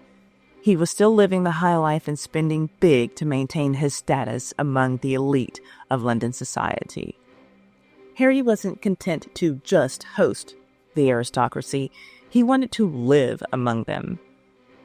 The Chicago Tribune reported on October 31st, 1929, coincidentally just after the Wall Street crash that would trigger the Great Depression, Harry Gordon Selfridge, who has lived for long at Lansdowne House, London, is to move soon to number 5 Carlton House Terrace, the townhouse of the Countess of Caledon. The article noted his new prestigious neighbors would include the Duke of Marlborough, the Earl of Donegal, and Major J.J. Astor. Yes, you heard that right. J.J. Astor, that's John Jacob Astor V, first cousin of John Jacob Astor IV, who went down with the Titanic. Harry was now rubbing shoulders with some of the wealthiest families in the world. But all this came with a price tag, and the timing couldn't have been worse. Carlton House Terrace was one of the most prestigious addresses in London, with rents to match. Harry was upsizing his lifestyle as the world economy was about to crash. The Wall Street crash had just occurred on October 24th, 1929, and the world was about to plunge into the Great Depression. This was a catastrophic error in judgment that showed just how disconnected Harry had become from financial reality. He was still operating as if his resources were unlimited, even as signs of the coming economic storm were appearing all around him. As the 1930s began, Selfridge's department store would soon feel the impact of the Depression as customers tightened their purse strings. Sales declined and profits shrank, but Harry kept spending as if nothing had changed. His relationship with the Dolly Sisters, particularly Jenny, only intensified. By 1930, he was spending more time with them than at his store. The business that had been his pride and joy, the enterprise that he had built from the ground up, was repeatedly being left in the hands of his managers to deal with while he went off gallivanting with the sexy twins. The relationship between Jenny and Harry became so serious that by 1928, engagement rumors were swirling through the international society circles.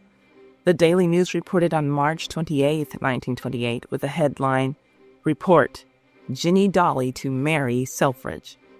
According to the article, H. Gordon Selfridge, the former Chicago multimillionaire London department store owner, would soon wed Jenny Dolly, one of the two famous Dancing Sisters team, if the word of close friends was based on fact. The same newspaper explained that with Jenny's twin sister Rosie happily married to Mortimer Davis, whose multimillionaire father died a few days ago, Jenny might finally feel free to marry Harry. The article claimed that Jenny had previously refused to marry until Rose's future was assured because she was unwilling to break up the dancing act and leave her sister without means of livelihood. Just a day later, on March 29, 1928, the Press and Sun Bulletin ran a small headline. One of Dolly's sisters reported engaged to H. Gordon Selfridge, further fueling the gossip in social circles on both sides of the Atlantic. Harry was certainly smitten enough to propose. By this point, he had been pursuing Jenny for years and had spent millions on her. Marriage would have formalized their relationship and perhaps given Harry more control over Jenny's gambling habits, which were by now severely draining his finances. But despite the press reports, there was never a wedding. Jenny continued her independent lifestyle, and Harry continued to fund it. The engagement rumors demonstrated just how entangled Harry had become with Jenny. Not just emotionally, but in the public eye as well. The retail king of London was now more famous for his relationship with a dancing twin than for his business innovations. And this is foreshadowing how big of a role Ginny will eventually play in his legacy. Ginny had Harry wrapped around her finger. According to some of their friends, she could get him to do almost anything, and what she wanted, more than anything, was money to gamble with. As Harry's gambling losses mounted and the depression hit his business, his personal and professional finances became more and more entangled together. He was withdrawing more and more money from Selfridge's to cover his personal expenses and gambling debts. By 1932, the company's board was growing seriously concerned. Sales were down, of course, due to the depression, and Harry's withdrawals were putting additional strain on the company's finances. But Harry was still the face of the business, the retail genius who had revolutionized shopping in London. They were reluctant to confront him directly. Behind closed doors, board members were asking each other difficult questions that they dare not ask Harry. How much money had he taken? Could the company survive his spending? Was he still fit to lead? The answers that they came up with were not reassuring. In his defense, Harry would point to his past successes, his innovations, his understanding of what customers wanted. But as time went on, it seemed like he was living in the past, relying on old glories while failing to adapt to the harsh new economic realities. One particularly telling incident occurred in 1932 when Harry proposed a series of lavish promotional events for the store. The board, looking at the costs, politely but firmly turned him down. Harry was furious. This was his store, his vision. He went ahead with a scaled-down version of the events and paid for it out of his own pocket. But his own pocket was a lot emptier than it had been just a few years earlier. It's estimated that between 1929 and 1933, Harry withdrew around £160,000 from the business for his personal expenses. That's equivalent to over $14 million in today's money. This was in addition to his official salary and dividends. And a significant portion of that money went straight into Ginny Dolly's handbag, which you can bet was designer. And from there to the casino tables of Europe. Then in 1933, everything changed. The Buffalo Courier-Express of March 12, 1933 carried the headline, "Ginny Dolly Gravely Hurt in Auto Crash." While traveling at 75 miles an hour with French pilot Max Constant, their sports car crashed near Bordeaux, 30 miles from Paris. Ginny was seriously injured, her face badly cut, her stomach displaced into her lung chamber.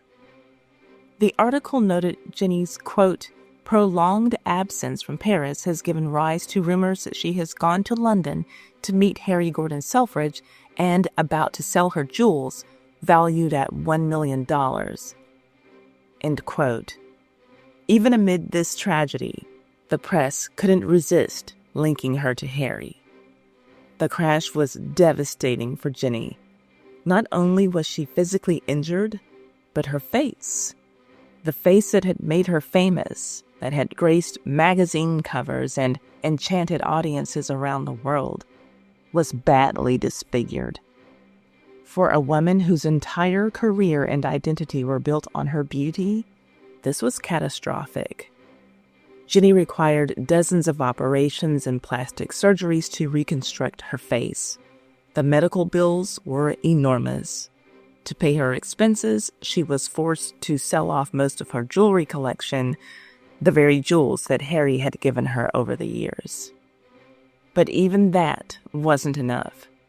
When the money from selling her jewels ran out, guess who stepped in to pay for her treatments? Harry, of course. Despite his own precarious financial situation, Harry couldn't bear to see Ginny suffer. He remained the knight in shining armor for his damsel in distress, even as his own financial empire was crumbling around him. The accident marked the end of Ginny's career as a performer. she would never dance professionally again. And with her career gone and her beauty marred, many of her society friends drifted away. But not Harry. He remained devoted to her, visiting when he could, sending presents, paying for her medical bills, and offering emotional support, which was something that he rarely managed to do for his wife when she needed it. For Harry, this was a pattern we've seen before. Rescuing women in distress, being the hero, being the provider. It clearly filled some deep need in him, perhaps connected to his early years with his mother when they had struggled together after his father's abandonment. I don't know. But this time, Harry simply couldn't afford his gallantry. His finances were in shambles, his business was struggling, and the board of Selfridges was running out of patience with his financial improprieties. Jenny's accident should have been a wake-up call for Harry, a moment to reassess his priorities and his spending. Instead, it just became one more drain on his ever-dwindling resources, one more reason to dip into company funds. In 1939, the truth could no longer be hidden. Selfridges was in deep trouble, and Harry Gordon Selfridge was the cause. An audit revealed the extent of his personal withdrawals from the company, and the board was forced to act. They approached Harry with their findings, expecting denial or anger. Instead, they found a man who seemed genuinely surprised by the numbers. It was as if he had never kept track, never added it all up, never considered that there might be a bottom to the well of money. It was crazy.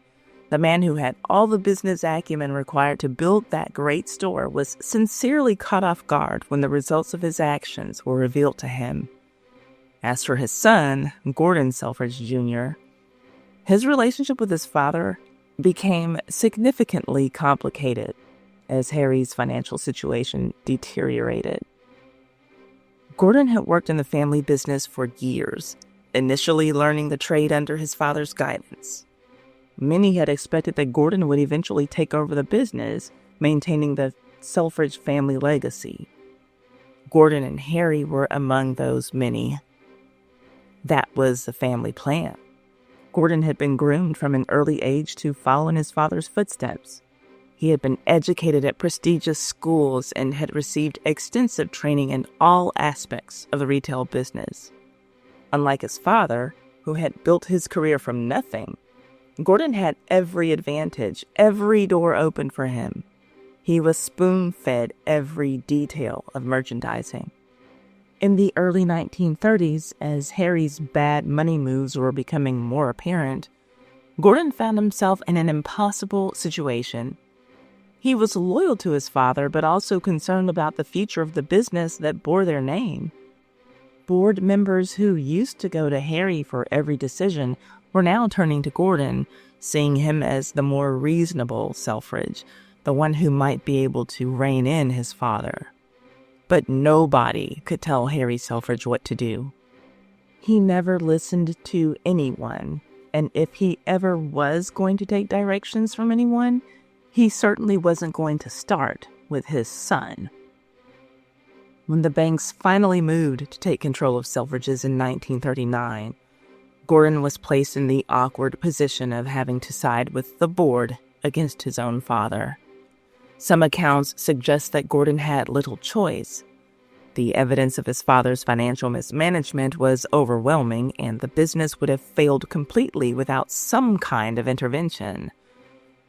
Harry reportedly felt betrayed by what he perceived as his son's failure to stand by him. In his mind, Gordon should have fought to keep him in control of the business, regardless of the financial realities. The rift between father and son was never fully healed, adding another layer of personal tragedy to Harry's professional downfall. There were even whispers that Gordon had actively worked against his father in the final years, perhaps seeing his father's removal as the only way to salvage what remained of the family's stake in the business. Whether these rumors had any basis in fact or were simply the product of Harry's paranoia in his declining years, they poisoned the relationship between the Selfridge men. With Gordon's influence, the board gave Harry an ultimatum: repay what he had taken or face consequences. But Harry, who had been able to save every woman he had ever taken to bed, didn't have the money to save himself.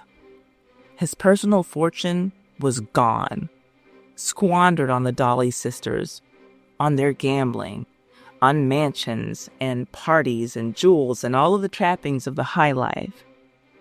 In 1939, just as World War II was beginning, Harry was going into his own personal war, and he would have no choice but to surrender. Of course, his war was against his store. He was forced to resign from the board of Selfridges, leaving him as a mere figurehead without influence. This was a devastating blow to a man who had built the business from nothing, who had revolutionized retail, and who had once been hailed as a genius, whose very identity was that store. Harry was now sidelined from his own creation. His office, once the command center of a retail empire, was cleared out. His name remained above the door, but inside, decisions were being made without him. Now, the board could force him out, but they couldn't stop him from spending his own money. And even after being discarded with practically no income, Harry continued to spend as if money were flowing from a never-ending waterfall. By 1940, due to, surprise, surprise, mounting financial difficulties, the banks had seized control of his store to safeguard their investments. This marked the end of any of Harry's involvement with the company he had founded. It was a staggering fall from grace. The multi-millionaire shop owner was now practically penniless, living on a small pension and on the support of friends. But what of Jenny Dolly, the woman who had played such a pivotal role in Harry's downfall? Well, after her accident, Jenny eventually recovered enough to resume some semblance of a normal life, though she would never perform again. She entered into a relationship with, and later married, Chicago lawyer Bernard Vinisky in 1935. And they adopted 2 teenage daughters who were dancers themselves. To the outside world, it seemed like Jenny had moved on from Harry, had found a new life with a new man.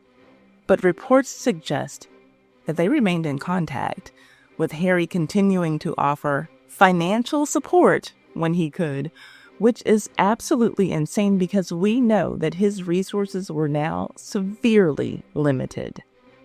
But we also know that this isn't Harry's first time lending financial support to a married woman he's involved with. Nothing, and I mean nothing, not even losing all of his money, could change the way that this man decided to behave.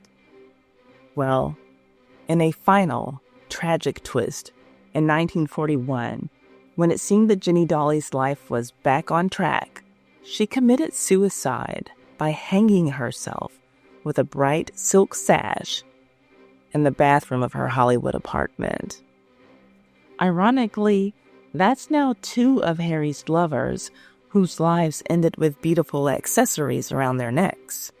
Remember what happened to the dancer, Isadora Duncan? Some speculated that Jenny's suicide was triggered by ongoing pain from her injuries or by depression over the loss of her career and beauty. Others suggested financial troubles or problems in her marriage. Whatever the reason, the woman who had once dazzled European society, who had gambled millions at the casino tables, who had captivated Harry Gordon Selfridge to the point of obsession, was gone. The news devastated Harry. Jenny had been the great love of his later years, the woman for whom he had sacrificed everything. Her death seemed to mark the final chapter in Harry's own story of decline. It was yet another blow in Harry's long list of losses. His wife, his mother, his fortune, his business, and now Jenny. Isn't life a wild ride? The man who'd once had everything now seemed to have nothing but memories and a few pounds to his name. Harry spent his final years as a mere visitor to the store he had built. He would often take the bus, no more fancy chauffeured cars, to Oxford Street, walk around Selfridge's and chat with customers and staff, though he never called them staff or employees. It was his custom to spend hours watching reactions to the window displays and talk with shoppers. According to those who knew him in these later years, Harry never expressed bitterness about his fate. He seemed to accept it with a certain composure and level-headedness, a recognition that perhaps his excesses had finally caught up with him. His children did what they could for him, but they too had suffered from his financial collapse. The vast inheritance that they once expected was gone. His daughters' marriages had altered. Violette divorced Jacques, while Rosalie remained married to her fraudulent prince, but lived in severely reduced circumstances. After Harry's removal from the board, Gordon remained with the company for a time, but eventually left to pursue other business interests. The dream of a Selfridge dynasty in retail died with Harry's financial collapse. Gordon's own business career never reached the heights of his father's. He lacked Harry's flair, his visionary approach to retail, and his ability to connect with customers. But most men did. Harry was one of a kind, and let's face it, when a man sets the bar so high in his own field of expertise, it is often very hard for his children to compete or compare on the same level of greatness. We see it all the time. These days, we call those offspring nepotism babies. The relationship between Harry and Gordon remains one of the great what-ifs of the Selfridge story. Had Harry been more responsible with his finances, and had he maintained control of the business, would Gordon have eventually taken over and continued the Selfridge legacy? Or was Gordon simply not cut out for the role that his father envisioned for him? We will never know. In his final years, as Harry adjusted to life without his wealth or status, he found comfort in one last relationship. His lover's name was Marcel Roget. She was a would-be movie star who had become what many described as the last great love of Harry's life. A beautiful blonde woman, typical of the film stars of that era, Marcel was on her way to Hollywood when she met the aging retail magnate. She had roles in a few films, including Cotton Queen and Big Fella in 1937 and Almost a Gentleman in 1938. None of them major hits, not big enough to give her any kind of foothold in the industry. At this point in his life, Harry was in no position to get the hottest performers on the market like he had been able to do in the 1910s and the 1920s. By the time Harry met Marcel, he had little to offer her materially. His days of buying homes for his mistresses and girlfriends and showering them with jewels were long gone. Yet Marcel seemed genuinely fond of Harry, spending time with him when many of his fair-weather friends had disappeared. Who knows? Maybe she was the first woman who was genuinely interested in Harry since his wife. Their relationship was far less public than Harry's previous romantic entanglements, partly because Harry was no longer newsworthy in the way that he had once been, and partly because they simply couldn't afford the lavish public outings that had characterized his affairs with Gaby and the Dolly Sisters. Instead, they would take modest trips together, dine in expensive restaurants, and spend quiet evenings at Harry's small flat. It was a far cry from the high-flying lifestyle Harry had once enjoyed, but there was perhaps something more genuine about this relationship than many of his other earlier conquests. Marcel stayed with Harry until close to the end, one of the few bright spots in his twilight years. She represented the kind of relationship Harry had rarely experienced. one based on companionship rather than spectacle, on genuine affection rather than material exchange. But if there was going to be a relationship for him, that's the way it was going to have to be. He didn't have any more grand mansions or castles lying around, just a small flat in Putney. There were no fancy neighbors, no servants, hardly any visitors. His health was failing, and he rarely ventured out, except for his occasional bus trips to Selfridge's. Finally, on May 10th, 1947, the Newcastle Morning Herald reported, "Merchant adventurer ordered round coffin." The article noted, quote, "Harry Gordon Selfridge, merchant adventurer who died yesterday at the age of 90, had ordered his executors, buy me a round coffin. Then I'll have room, if necessary, to turn in my grave." End quote. The story stated that Harry was a patron of Gaby when her dancing made her the talk of Britain, and in the early 1920s of Jenny Dolly of the Dolly Sisters. And guess what? Even in his death, there was no mention of Rose, his wife. That says so much about how big of a role his mistresses played in his early career life. The article continued, "The American errand boy who founded London's great department store was earning £200,000 a year in his 40s and became one of the first figures in two countries' world of commerce and society." But it ended by noting that money flowed from his hands as easily as it came. And that's a pretty good way to sum up his story. At the height of his career, Harry's personal fortune was estimated at roughly £2 million. That's over £150 million in today's money. Yet when he died, his bank account contained just £6,176, less than 1% of what he had once possessed. A teeny tiny fraction compared to the millions he had made and spent. But I suppose that all in all, he had a ball. The round coffin he had requested, a final eccentric touch from a man who had never done anything in the conventional way, never materialized. Harry was buried in a standard coffin in St. Mark's Churchyard in Highcliffe, near his wife, Rose. Now she could finally have her husband to herself. Except his mother, Lois, was also there. In a retrospective news article about his life almost 9 years after he passed, the Sydney Morning Herald reflected under the headline, "Women brought him wealth and ruin." The story said flat out, quote, "No man ever lost more money through women than Harry Gordon Selfridge."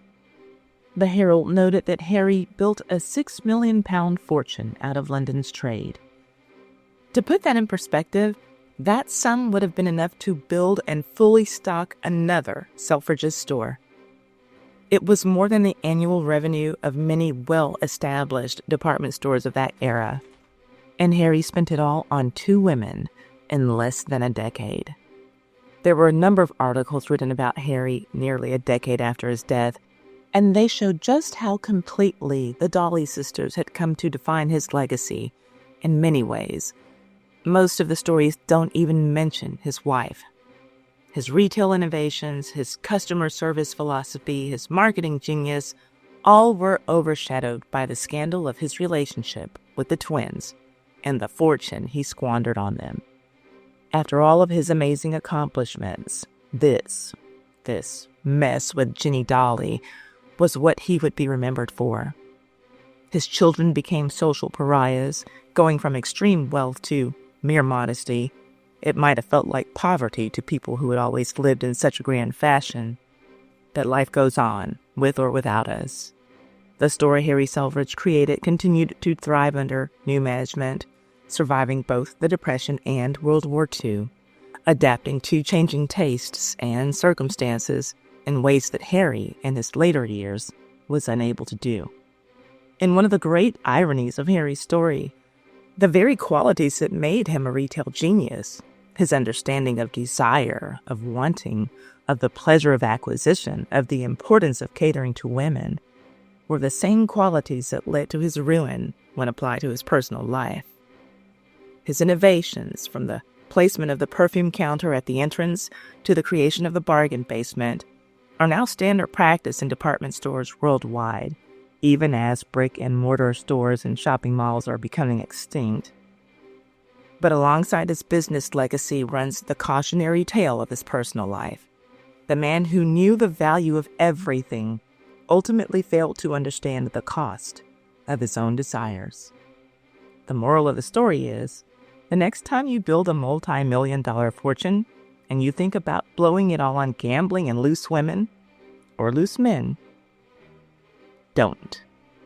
Oh, and you might recall that I told you about John Jacob Astor V being one of Harry's neighbors. Well, he was the first cousin of John Jacob Astor IV, Titanic's richest passenger who died in the tragedy, and whose second son was born months after the sinking.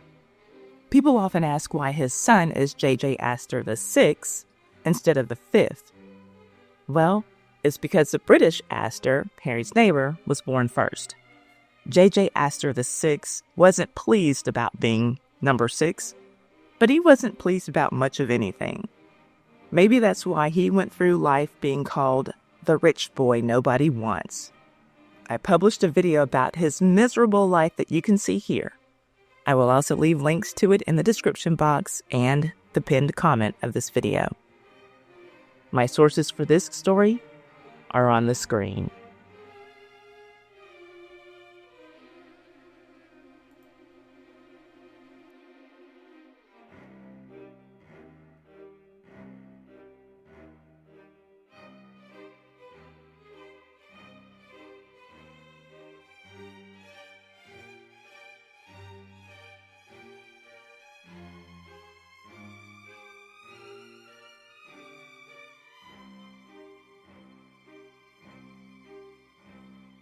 I hope that you have enjoyed this tale so far.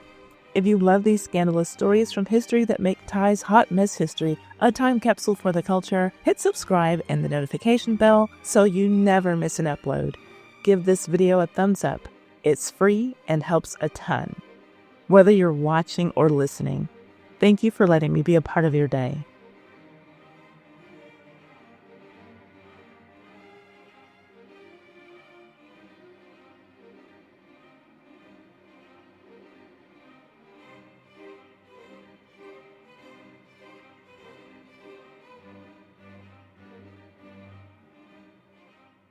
This video has been brought to you by me. Well, me and my new YouTube channel, Verified YouTube Guide. Are you just starting your YouTube journey and feeling overwhelmed? Don't worry, I've got you covered. My channel, Verified YouTube Guide, is your go-to resource for practical, step-by-step tips to grow and monetize your channel. It's literally follow-along video tutorials. I'm showing you the steps I took to get 180,000 subscribers on YouTube. So if you don't know how to do something, you can just copy my work one step at a time. From setting up your channel to showing you how you can earn money at any stage on YouTube. And I'm not just talking about YouTube ad revenue. If you have something important to say or a service to sell, start talking about it on YouTube now. Don't wait. Subscribe to Verified YouTube Guide today, and let's build your channel together. You don't have to figure this out alone. The link is in the description box. I'll see you there.